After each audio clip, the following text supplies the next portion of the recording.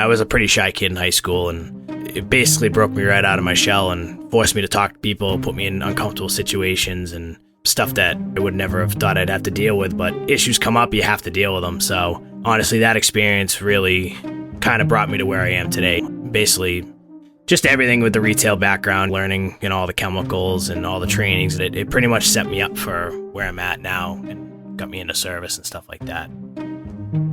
This is episode 211 with Steve Crowley of Crowley Pool Service. Enjoy!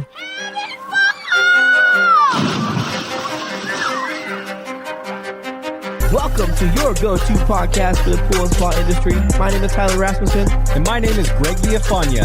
And this is the Pool Chasers Podcast. All right. Well, thanks for joining us today, Steve. We appreciate you taking the time to be on the podcast with us today. Yeah, thanks for having me. It's been a long time wanting to do this. Yeah, man, it's been a real fun journey, getting to know you. I think from just being a fan to kind of developing a friendship and seeing each other at different trade shows and everything along the way. It's been real cool to watch you grow from the outside. It's been fun. Yeah, definitely. Same here. I mean, I pretty much started following you guys at the beginning and actually followed you before when you were Brothers Pool Service back in the day. I don't know how many years ago that was, but basically been following you since the beginning. Yeah, it's been a while. But yeah, and definitely we've met up a couple times at the different trade shows and stuff. That was cool. So. Yeah, it's been really fun, and I've enjoyed it. And just even some of the talks we have, it's just the two worlds are so different from our, all summer, all season long type pools to what you do out there, which we'll get into some of today. But just the seasonal stuff is quite different. So I think our conversations have always been really fun to have. Just they're totally different, opposite worlds, and kind of. But at the same time, the pool industry is a pool industry. So I think a lot of what we talk about in the podcast and what you do, coexists with, how you do things there. So it just changes and tweaks it a little bit. So it's been fun, man. Definitely. Yeah, no, definitely. I agree.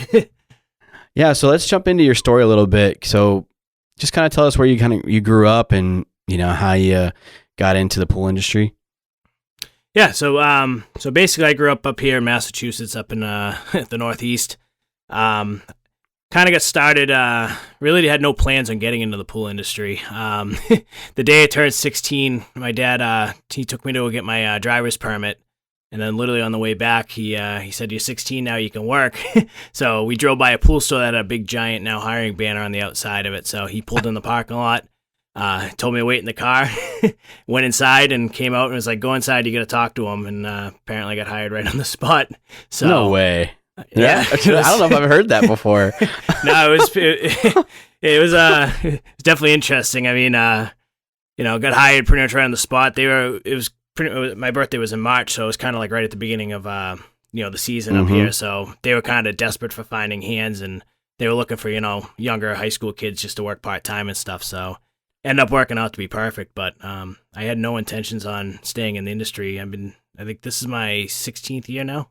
So had no intentions on going down this career path, but I actually went to school for video production and kind of figured that was going to be my route, but I stuck with it. So here I am today, 16 years later. I own a pool company. So, right.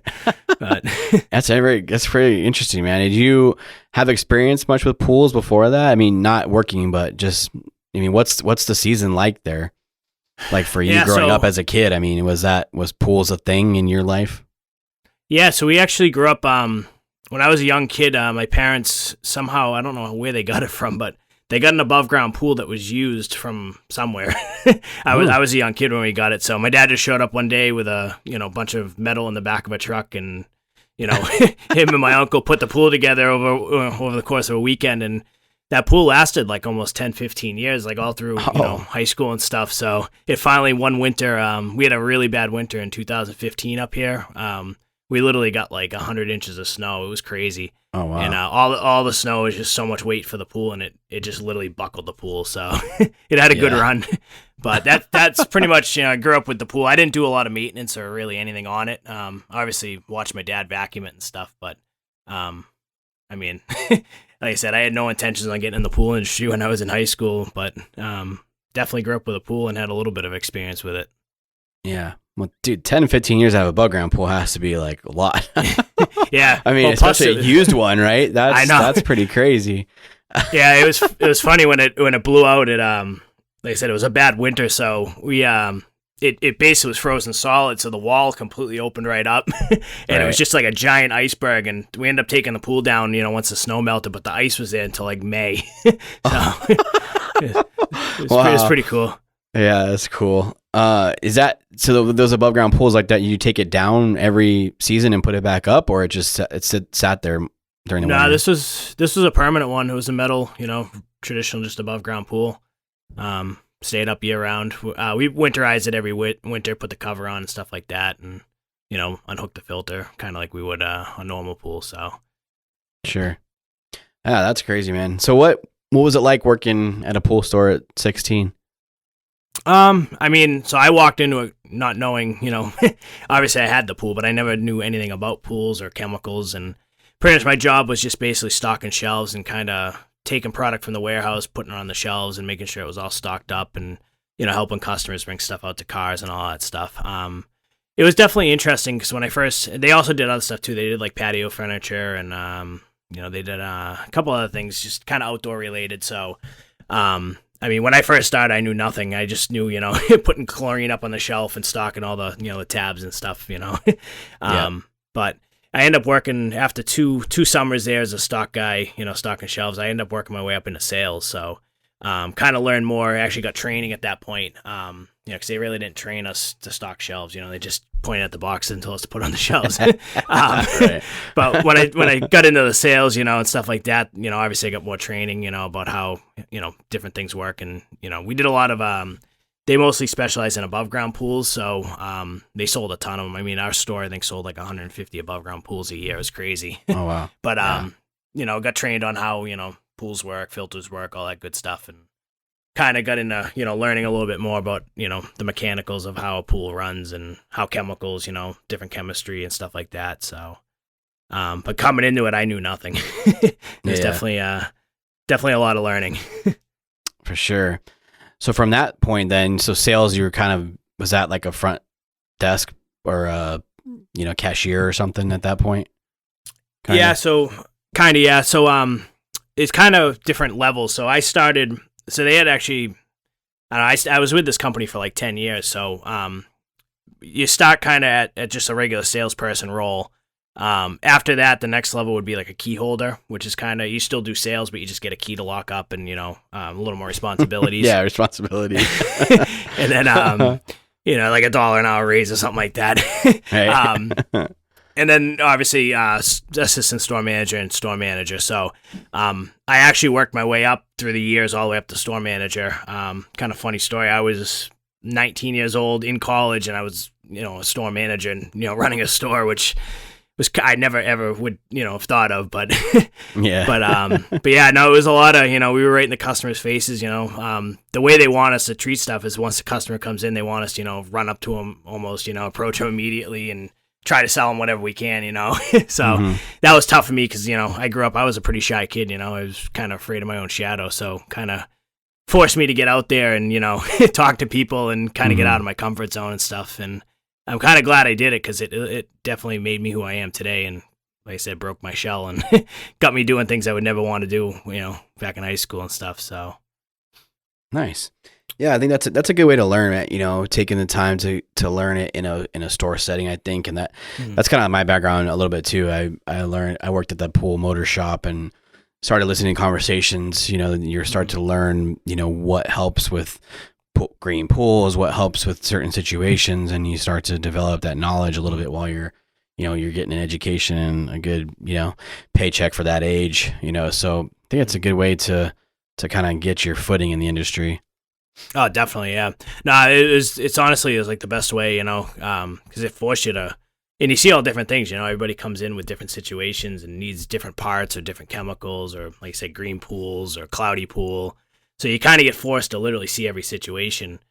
And the only tough part was, like, you're not out in the field, so you're just kind of going off what they're telling you, but that was my biggest, hardest thing is when I got into actually, going out in the field, doing service, for the first time is actually seeing all the stuff that the people would come into the store with, so sure. that was definitely a little bit of a learning curve. Yeah, for sure. I mean, it's definitely a different transition when they come into the store, they're telling you, what's wrong with it, where you have to go out and like diagnose it with not very much information. Yeah. much different conversation. Yeah, definitely. I mean, when I was doing it, it was before, camera phones existed, but it wasn't like it was today, It was back in 2006, 2007 when there were, people wouldn't think to take a picture Flip of the phone. Pool or video, Now you can basically, you pull up your Ring camera and see your pool live, It's a whole different game now. Yeah. Much different. Yep. So you mentioned you went to college, how long did you do that for? And you worked at the pool store through the whole time there? Yeah, pretty much. So, I just went and got basically a 2-year associate's degree. School I went to was it wasn't like a traditional, it was college obviously, but it was kind of like an accelerated, year and a half versus, a regular 4-year school. So it was good because I was able to, the way I did my classes, I would do them 2 days a week. It was tough because I would, be at school for, almost 12 hours a day, and try to do all my classes in 2 days. But basically, I would do them on my days off. So my 2 days off a week, I'd be at school, and the rest of the days I'd be working. So it was definitely tough back then. I mean, especially I was, 19, 20, when everybody's out, having fun, and, I'm either at school or working, But yeah. Do you think that helped you with your work ethic today? Yeah, definitely, yeah. No, nowadays, we're working I pretty much work 7 days a week, Sundays, it should be a day off, but it's usually my day to catch up on paperwork and emails and stuff. So, and even during the week, there's days we're working 10, 12 hours a day, and it's tough, but I'm so used to it. I've been doing it for such a long time, it doesn't really bother me as much, Yeah. Was that pool store open year round, or was that seasonal? No, it actually was year round. They did a couple of things. Every winter was different. First couple of winters they do like game room stuff, so they'd like bring in like pool tables and like bar stuff and stuff like that. And then they did one year they tried to do Christmas stuff, which was cool, but it was an epic fail. We brought in all these fake Christmas trees, decorated the store, did all this crazy stuff. We definitely sold stuff, but I didn't see the numbers and stuff. I was younger and wasn't in management at that point, but I know they definitely took a big loss on it, Yeah. They only did it one winter, so but it was pretty much a year-round operation. It got really, really slow though, like, January, February, March, when, it's just snow outside, no one's even thinking about pools or stuff. There was days, actually, there was almost weeks where like you'd sit there and not see a customer for almost the whole week, so a lot of sitting around doing nothing. Yeah. That's interesting, though. I think that's part of what topic we're going to discuss today, right? The differences between the markets and, for pool stores like that to survive, the fact that they have to change seasonally to pool tables and bar supplies, like that's a huge difference, amongst the markets. Yeah, definitely. No, it's definitely tough, That can be interesting as an employee, though, I'm sure. Yeah, it was good and bad. When I wasn't in management, it was tough because they'd always find projects for you to do around the store, just busy work. But when I was in management, you could bring your laptop in and play around. I do a lot of schoolwork, to be honest. When I was in school, I was doing video production for school, so I would, bring in my projects and work on them at work. So hopefully, hopefully no one from that company's listening, but so. Well, too late now. Yeah, that was like 10 years ago. Right. So how long were you manager there? It wasn't too long. It was a short time. I jumped up real quick. I went from key holder to assistant manager within like a year. Was assistant manager for like 6 months, and then something happened at another store nearby where they got rid of the manager left, so they needed to find someone instantly, so they basically put me right in that store and put me right up to management, which I was not expecting. So I basically got my own store. I was 19 years old, never ran a store, never had any experience, literally just graduated high school the year before, so it was kind of intimidating, and then, well, this was kind of in the winter, so I kind of had a little bit of time to kind of figure out how to do things and how to run a store. But I had to hire people. I've never hired people before. I had to staff the whole store for the whole summer, and get them trained and, teach them how to sell and how, what chemicals do which stuff. So it was definitely really intimidating being 19 years old and having to do all that, Yeah. Yeah. Did you do that for a couple of years or? It was probably like 4 or 5 years total, in management. And then I ended up I went to another pool company, worked retail there for a couple more years, and then went out on my own. So, it was a good couple year period that I was in management at that company. And then like I said, I went to another retail operation for another 2 years, same thing as a store manager. So, I was in retail for almost 12 years of my life. So, yeah, that's definitely. It can be a challenge, but I'm sure it helped a lot, with several different things. Do you feel like your college experience and management experience has helped you now as a business owner? Yeah, definitely. No, the college definitely helped. Kind of taught me, the hard work and stuff like that, and how to balance school and how to balance stuff. But being forced to work retail, really was what helped me. Like I said, I was a pretty shy kid in high school, and it basically broke me right out of my shell and forced me to talk to people, put me in uncomfortable situations and, stuff that, I would never have thought I'd have to deal with, but, is, a store manager and, issues come up, you have to deal with them. So, honestly, that experience really kind of brought me to where I am today, basically just everything with the retail background, learning, all the chemicals and all the trainings and stuff like that. It pretty much set me up for where I'm at now and got me into service and stuff like that. Very cool. I think, I have a couple of different friends in the industry that have 4-year degrees or 2-year degrees. And then I have obviously several that worked for somebody and started their own thing without a degree. And I think both have advantages, both have disadvantages, but I feel like the ones that had a chance to go to college and get an education, there's just a different level sometimes to the business aspect that you just get and that you don't have to take several years to figure out. I think even myself, I didn't go to college. And so the business side of this industry is sometimes difficult to manage and figure out on your own or with a few people, especially when there wasn't a lot of people sharing information back when we started the podcast. Now I think that's changed a whole lot. The industry's last 5 years has really opened up to sharing and growing and expanding and welcoming the next generation. But I think there's an advantage to it. Some people say there's not. But I think that there really is, because you just have that real world life experience and you get to spend time learning, different business classes, different education, different real world education of, being around people and in those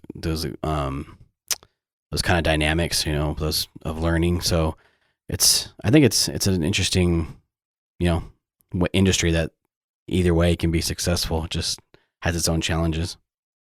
Definitely. Yeah, it's my only regret is I wish I went to school for business. I went to school for video production, but I did have a business, a semester of business, but it wasn't enough. Sure. So, thank God for YouTube and all those things, Yeah. And the how-to books, how to run a business for dummies books. I've read a lot of those myself, man, for sure. Yeah, I literally have one sitting next to me on my bookshelf right here. That's awesome. We're going to take a quick break. When we get back, Steve talks about the transformation of going from retail to starting his own business and how they manage the off-season in the Northeast. Hi, I'm Rich Gallo with Pure Swim Los Angeles, and this is your Skimmer Tip of the Week.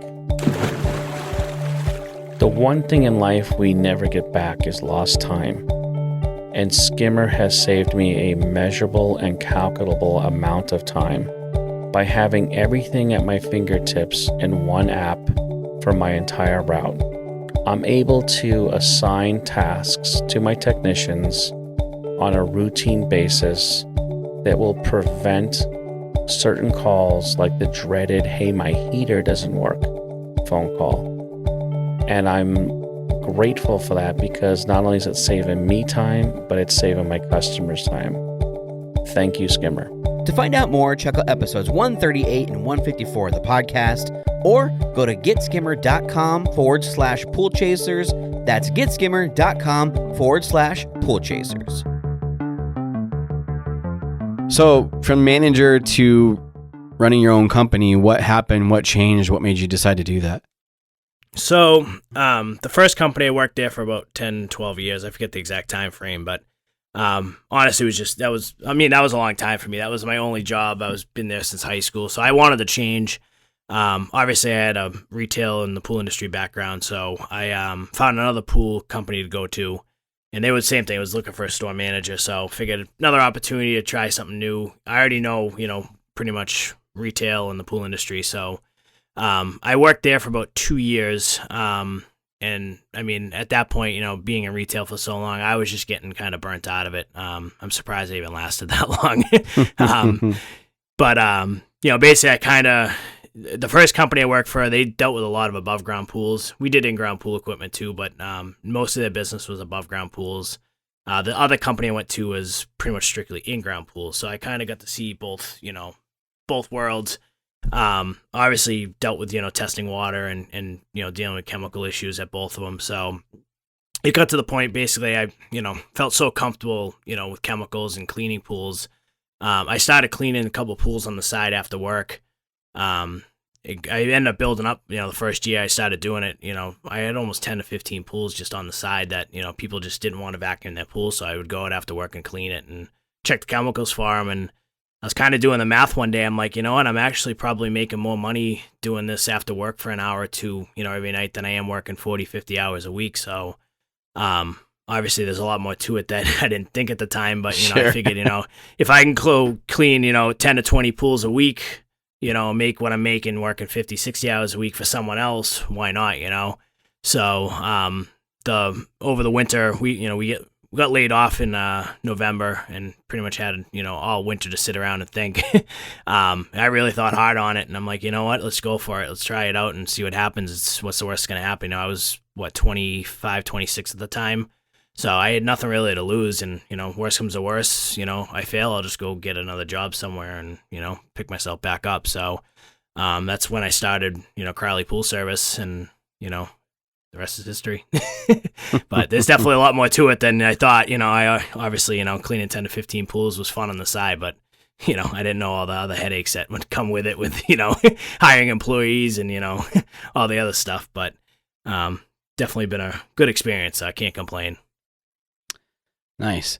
Yeah, there's a big leap of faith that has to happen there, for a lot of people. And myself, when I made that transition, my wife and I had just had our first kid, and, I had a pretty stable job, and then I got passed over for a promotion, and I was like, I don't know why I'm working this hard for somebody else, and I did the same kind of come to Jesus moment for me is like, I could probably do, 40, 50, 60 pools. I don't need a whole lot in our world. There's a pool to every 2.5 houses. So in Arizona, it's 60 pools is nothing. Out there it's quite different. But it's the same math, but it takes a real. I mean, you got a comfortable thing going on. You have a good job. You have sometimes benefits or other things in play. Like I had a family to think of. Like there's a lot that goes into that big leap of faith. Yeah, no, it definitely, it was good. It was my off season, so I had, like 6 months to sit and literally think it all out. I mean, I did a lot of thinking. I mean, a lot of writing stuff down on paper and crunching numbers and trying to figure stuff out. A lot of watching YouTube videos on how to run a business, I went out and bought a bunch of business books, all that stuff, just trying to learn the basics. And, I knew the pool industry. I knew definitely, how to clean pools. So, I just figured, let's try to make it work. And, the tough part for me is I came from a retail background. So, I mean, I knew how to clean a pool. I knew how to, answer people's questions. I knew how to, diagnose chemical issues. But like fixing pumps and, mechanical issues, I had no idea what I was doing. So that was my biggest struggle is, once I went live, that spring, I was getting the calls for, everything that was broken and stuff, and, having to go out. And I remember one of the first jobs I did was a motor that needed to be replaced, and never done one before. And I literally just watched a YouTube video while I was doing it in the pool shed, Thankfully the customer didn't come and see me watching it, but I literally watched a YouTube video and just, took it apart one by one and figured it out. And honestly, pretty much everything I've done and learned has been trial and error, either just going for it or, watching videos on YouTube or other people. Facebook's been huge, like the different groups that are on Facebook. They weren't really there when I first got started, which I wish they were, but nowadays you have a problem, you just take a picture of it, put a little post on a Facebook group, and, you have 75 different answers, Mm-hmm. I wish that was there when I first got going, but that's been my biggest, struggle, is just learning the service side and how to, do repairs, plumbing, electrical, all that good stuff. Mm-hmm. Yeah, I had the same issues, man, the same struggles to figure things out. I mean, I remember, I always tell this story. I don't know if I've actually told on this podcast, but my younger brother and I, we first started it together before Greg was here.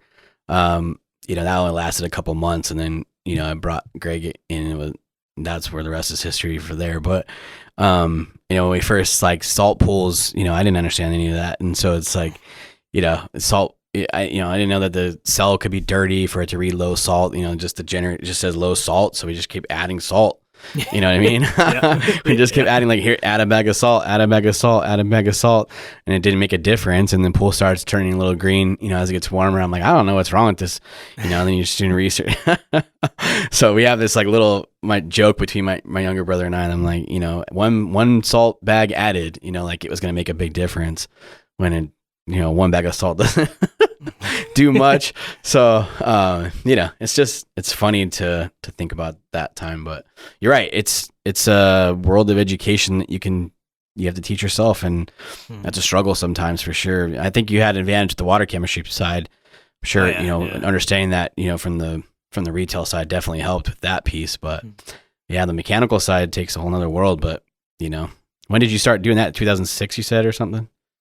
No, that would 2016 when I started, 16. On my own. Yeah, 2006 when I started. Okay, yeah. In retail. So, gotcha.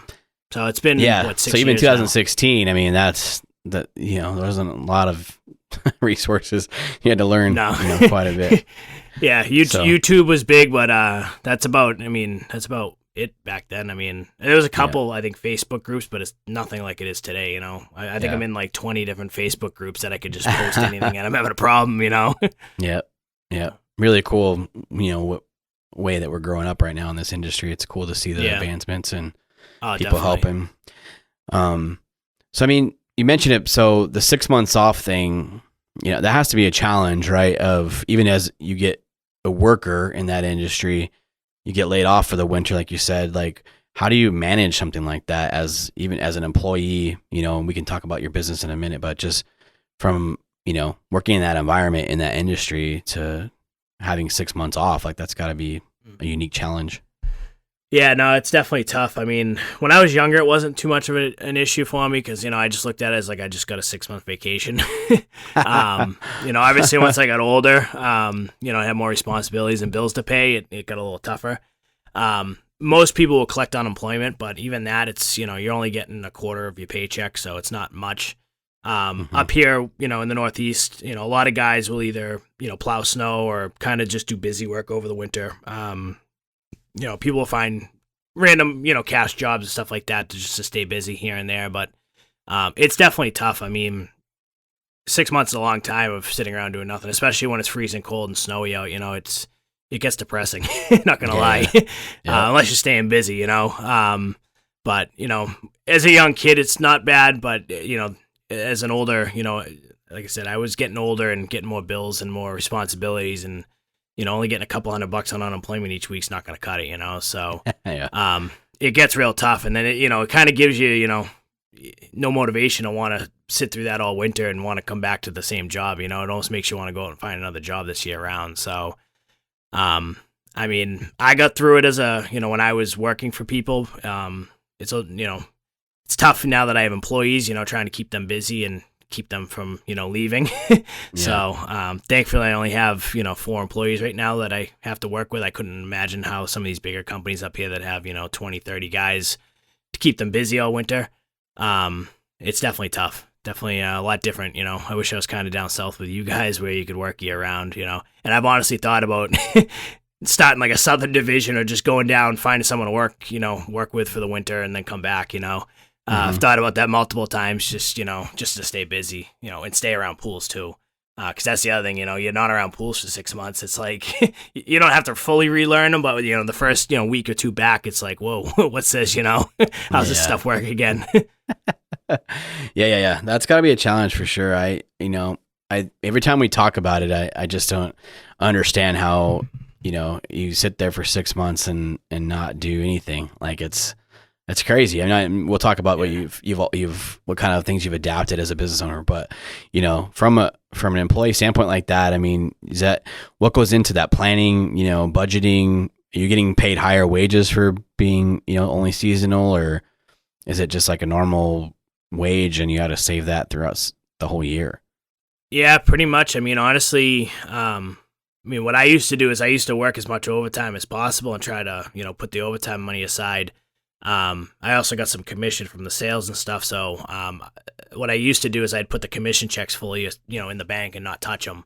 But you definitely gotta, if you're smart, I know there's a lot of people that don't budget well, but if you're smart, you try to budget, get you through the winter, and like I said, when I was younger doing it, we'd get snowstorms once, twice a month. So I'd go out and, at the time I didn't have my own plow truck or anything, but I'd go like shovel snow from one of my buddies and he'd pay me some cash, So I'm the type of person, I can't sit still. I have to always be doing something. So I was always trying to find either something to do or, had a project going on, or I'm not a big gym guy anymore, but I used to go to the gym and just try to work out and just stay active, because it definitely you get lazy if you don't work, and you get, when you come back into pool season, it's definitely a kick in the face if you're not, not being active or not, doing much over the winter. So it's definitely a struggle.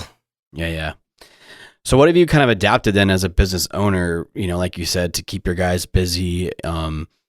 We follow you on social media, so I've seen a lot of the snow plowing stuff, but talk about that, just what you've gone through to figure out different things that keep your guys busy and keep you making money throughout those off season. Yeah, definitely. So, what we've been doing the last couple of years, we're trying to extend the season out as late as possible. So, typically in the fall, we'll close pools up to like the first, second week in November.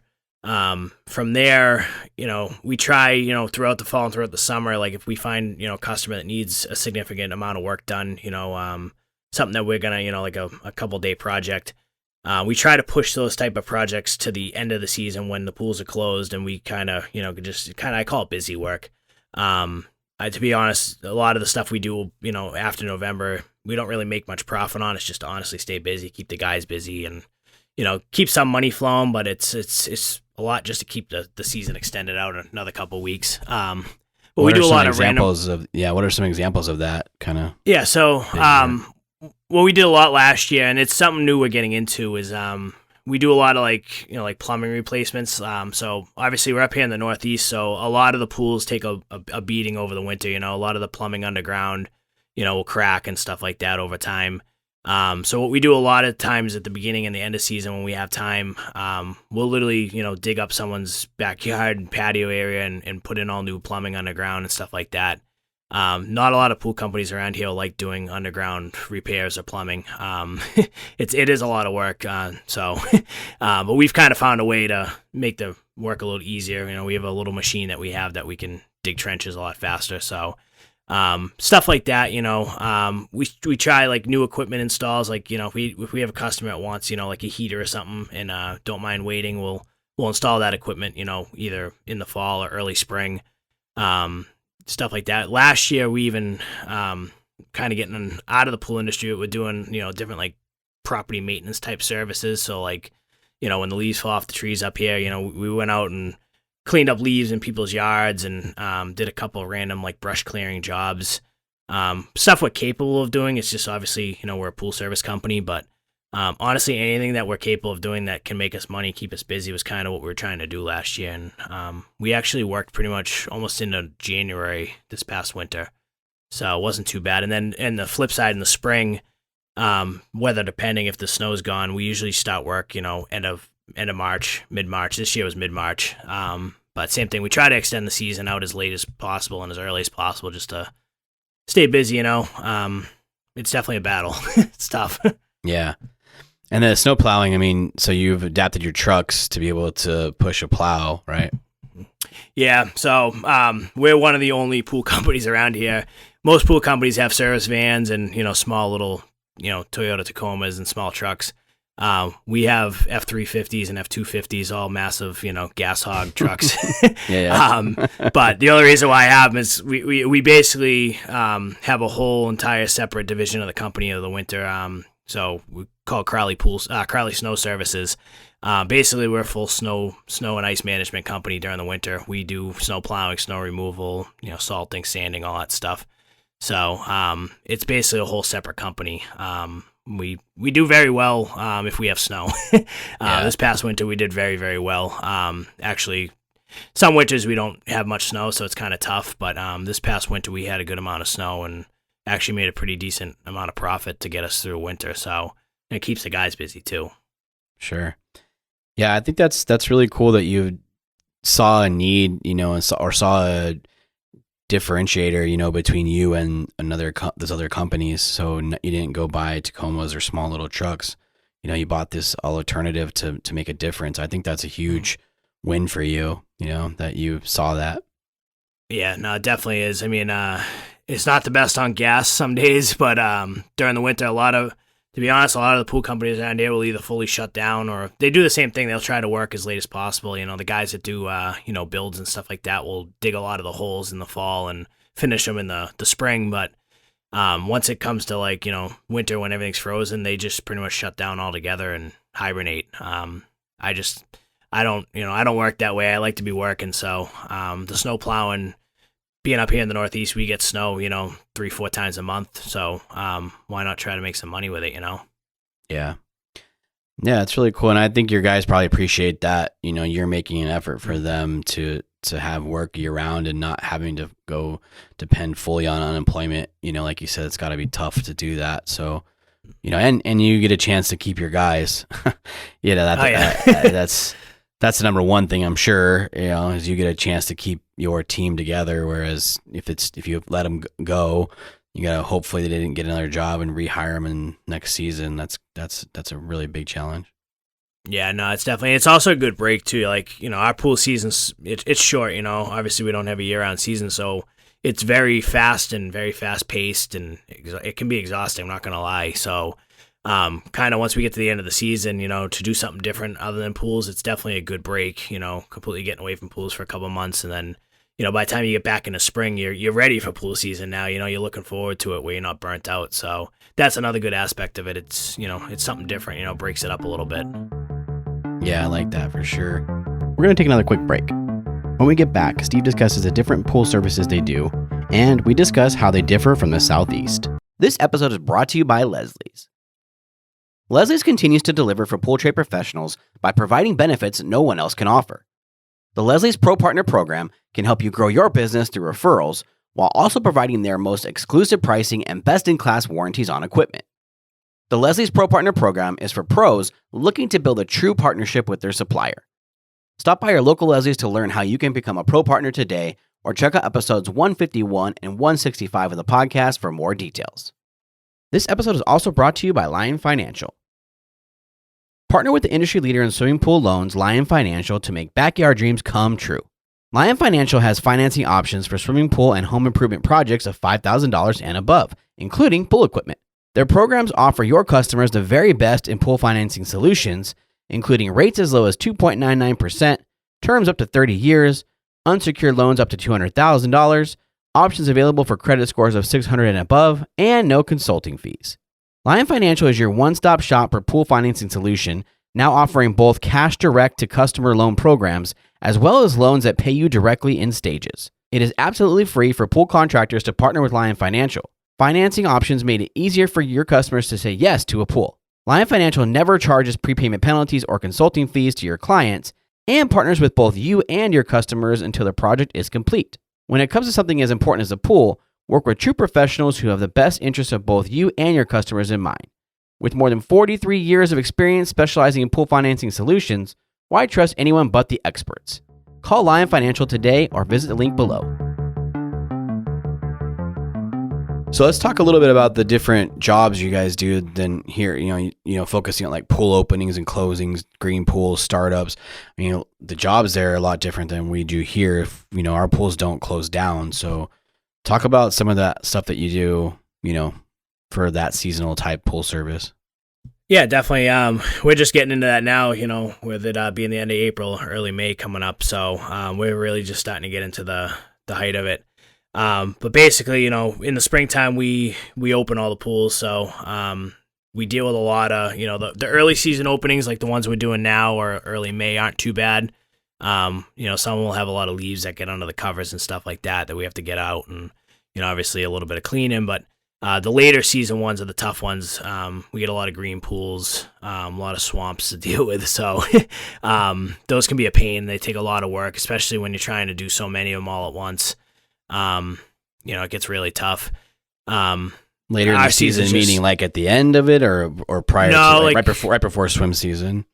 No, so typically the way the openings work, the early season openings are pretty much the pools are clear. If you get them open when the water's still cooler, the sun's not beating down on them, causing algae to start growing, they're usually not that bad.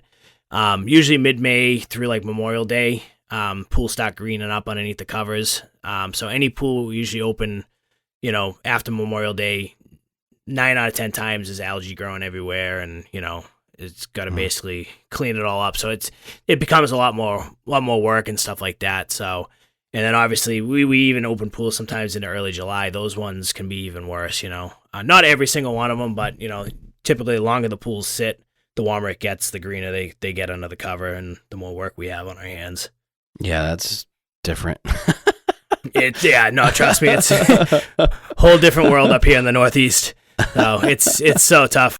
I'm dreading the next couple of weeks because we're getting into the the height of pool opening season. I mean, we're a small company, but we usually do 8 to 10 openings a day on top of service calls and cleaning. So it's a lot of work. And we have basically May and June to open every pool, as many as we can at least. So we have a very short window to get everything opened, and then you'll go to a pool opening and the motor might be seized up, or something, the filter's leaking because the gaskets are, dry rotted.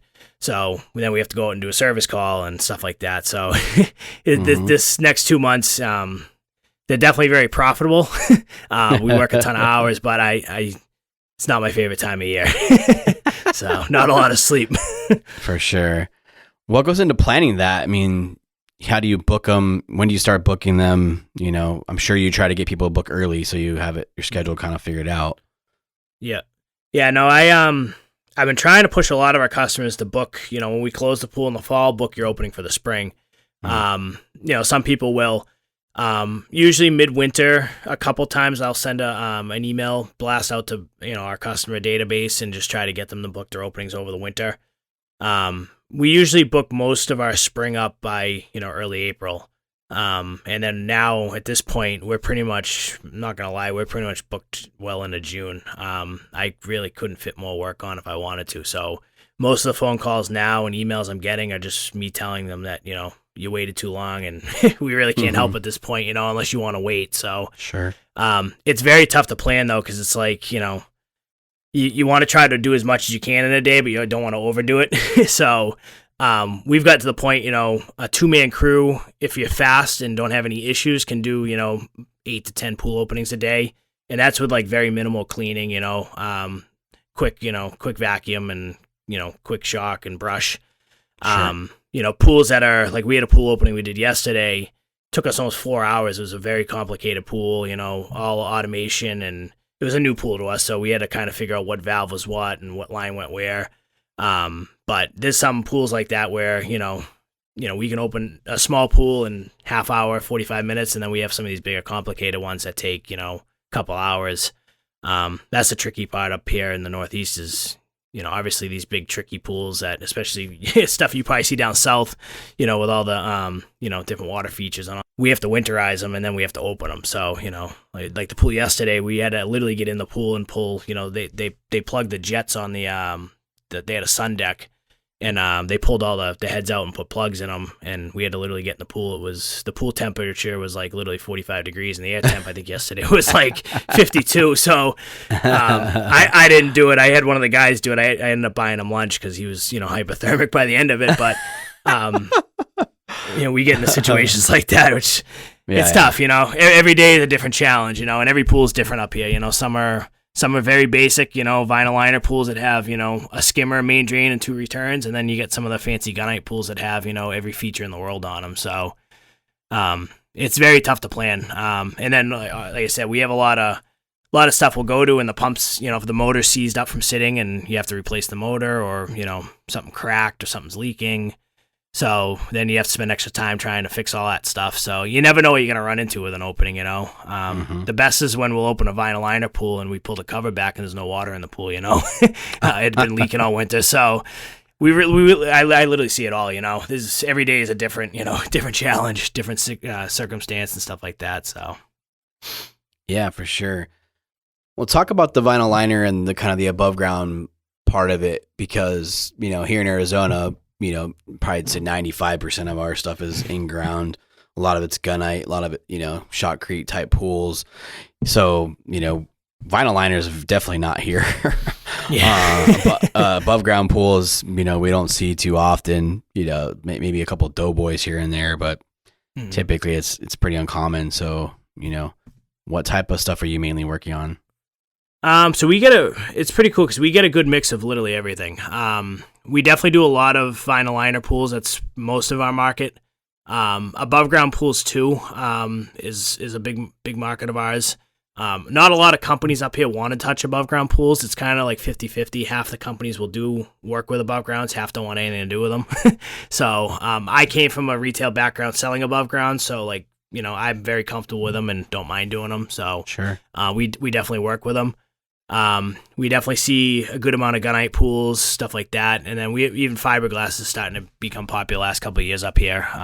So we literally see every type of pool, and then it's the vinyl liners are definitely major in the market up here. And we see a lot of the pools we see too are older, falling apart gunnites that the tiles are all falling off and cracked. I could literally write a book or make a book of like the stuff we see up here. It's such a different world from what you probably see down south, Oh, sure. With the above ground pools and all that too. It's cool though, because one day you'll have 8 to 10 pool openings, and it's a mix of literally every type of pool. So and the equipment too, it's not just all one manufacturer. You get to deal with pretty much everything. So you literally you're on your toes every day, For sure. And what kind of challenges come along with vinyl liners and above ground pools? The big thing we see is, when they get older, obviously they can develop leaks and stuff like that. So, this time of year, there's a good amount of pools will pull the cover back and the water level's low or empty and obviously been leaking, because all it takes is a little pinhole on those things and, they're going to leak over the winter. So, the biggest challenge, especially like above ground pools, the above ground pools are definitely very flimsy. You got to be careful if you're working on them. When you're cleaning them, stuff like that. You really got to be really gentle. We use riptides for all our cleanings. You just got to be careful you don't jam into the side of the liner and the corners and stuff like that. Even brushing the pools too, you got to kind of go gentle and make sure the brush is in there, because if God forbid that brush ever falls off and you poke the liner, you definitely got to be more gentle with them. And, like a gunite pool, you don't have to worry as much about that kind of stuff, so they definitely have their challenges. Yeah, for sure.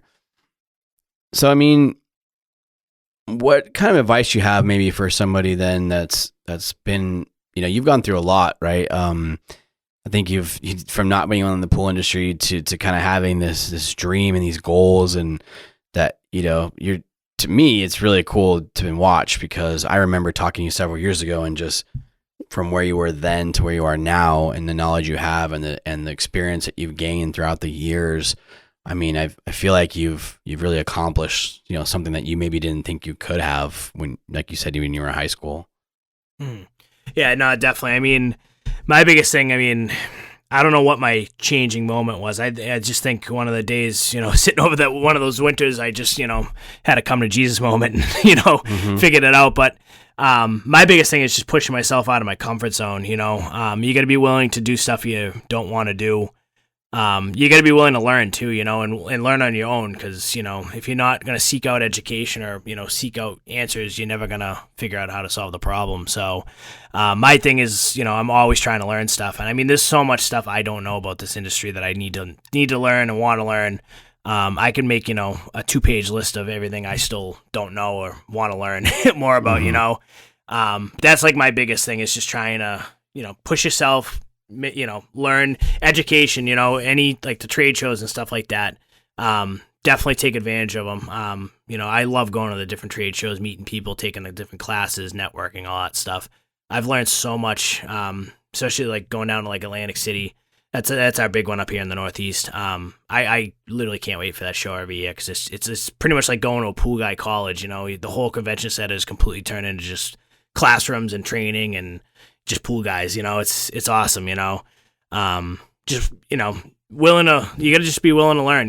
Willing to work hard and take the chances. Obviously, calculate your risk. You don't want to just jump into something without doing some research on it first. Yeah. If you're going to start a business, obviously, kind of do a little bit of homework first, and figure it out, that you can definitely do it. But as long as you're willing to push yourself out of your comfort zone and do things you're not comfortable with and, willing to learn and take the chances, you'll definitely see the results.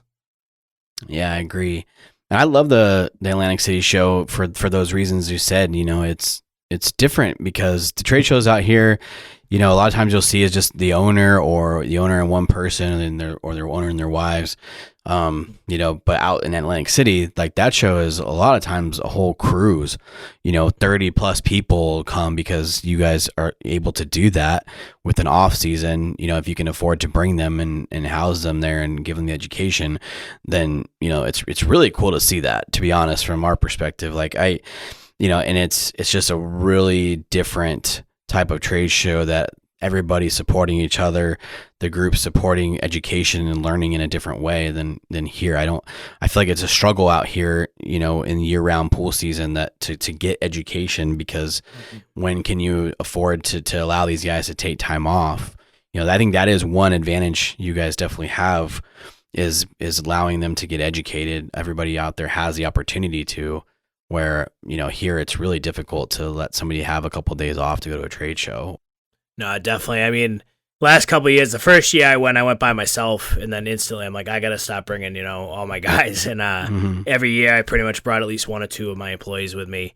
It's just, I've been to a couple other trade shows too. I went down to Florida I think it was last year, just to see what it was all about. And Atlantic City, definitely. I mean, I know it's mostly, on the East Coast, but I mean, I recommend it to anybody who's in the industry. I know might be a long plane ride from across the country, but it's an experience, It's literally a massive convention center completely turned into, I call it Pool Guy College. I literally was describing it to one of my employees that I brought this year for the first time. Like, you're literally going to go to Pool Guy College this week. And you literally walk in and there's, 50, 60 classrooms. Every single classroom's got a different class going on at all times of the day too. Different trainings. And then you get in the show floor and the shows, it's 2 football fields wide of just, pool stuff. It's awesome. But we definitely have that advantage, like you said. we take advantage of any training we can get over the off season, when we have the time. Definitely take big advantage of that. It's a lot different than probably, like you said, what you guys have to deal with not being able to do it. So yeah, and there's different stuff there, that's not at other shows. You have a lot of different type of education. I feel like it's a much broader kind of selection of classes than here. It's some seasonal stuff, some openings, some closings, some vinyl liner patching, different types of patching for shotcrete, or whatever. There's like actual hands-on training sometimes there, which is cool. They have a whole section of like, you can walk up and actually do the patching, and I think that's unique. Yeah. It's unique, right? The wall and the different things that they allow you to do there is pretty cool perspective. There's some, building type equipment in there that you can, test out, some cats and different things. It's just different than the rest of the trade shows for sure. And I think I definitely encourage people to go to that too. If you're around that area, even if you're not, I know you've, like you said, you've been to several different trade shows trying to see the differences. And, I think that's very cool to get out there and expand your knowledge base. Definitely. Really think you're a true inspiration to me, and just kind of, like I said, what we've seen you develop from even several years ago, talking to where you are now, and to really, it takes somebody special to see things adapt the way you do, change the way you do, accept the challenges, rise to another level. To, a lot of people have that drive, or that hustle. And so I just wanted to always respect you, man. And I think everything you've done is pretty impressive, and keep it going. I think you can be a leader in this industry, and you will be at some point. People look up to you, and I think you just do great things. So I'm excited that you got to come on the podcast, and for other people to be exposed to kind of what you've been through. Cause like I said, we've been watching for years, and it's been really cool for us. No, definitely. No, it's a pleasure. I mean, like I said, I've been listening since pretty much day one, and same thing with you guys. I've been following you guys through the years, and what you did for this industry. I credit you to pretty much opening the door to, I mean, now there's obviously other podcasts and other things and other resources, but you guys were pretty much the first one in my eyes. I think you guys really opened the door to all this stuff, and I can't tell you, you guys pretty much started the podcast right around when I started out on my own. So I mean, the amount of times I've listened to episodes on repeat, I even to the point, like, have my guys listen to them now, and listen to them between jobs and stuff. So, you guys definitely, you got to pat yourselves on the back for what you did. You guys definitely really opened the door there. So, but no, definitely, it's been a pleasure. I appreciate it, Tyler and Greg. Wish I could have been down there in person, but couple things came up last week, but yeah, sorry to hear about your grandpa and stuff. But yeah, I mean, we've been cool to hang out with you, and it's been a true honor, man. And thank you for coming on the show. Appreciate your time, and look forward to next time we get to hang out. Yeah, definitely. No, thanks, guys. Appreciate it. Hey, Pool Chasers. Thanks for listening. We hope you enjoyed the episode. To connect with today's guests, including pictures, links, and resources from everything discussed today, you can visit the episode page at poolchasers.com or click the links below. To connect more with us, you can find us on Instagram, Facebook, and Twitter by searching at Pool Chasers. If you would like to support the podcast, the easiest and most effective way is to subscribe to the show on Apple Podcasts, Spotify, and YouTube, as well as share the show or your favorite episode with a friend or on social media. Also, you can get early access to each episode by supporting us through Patreon. We know your time is valuable, so thank you for sharing some of yours with us today. See you out there, Pool Chasers.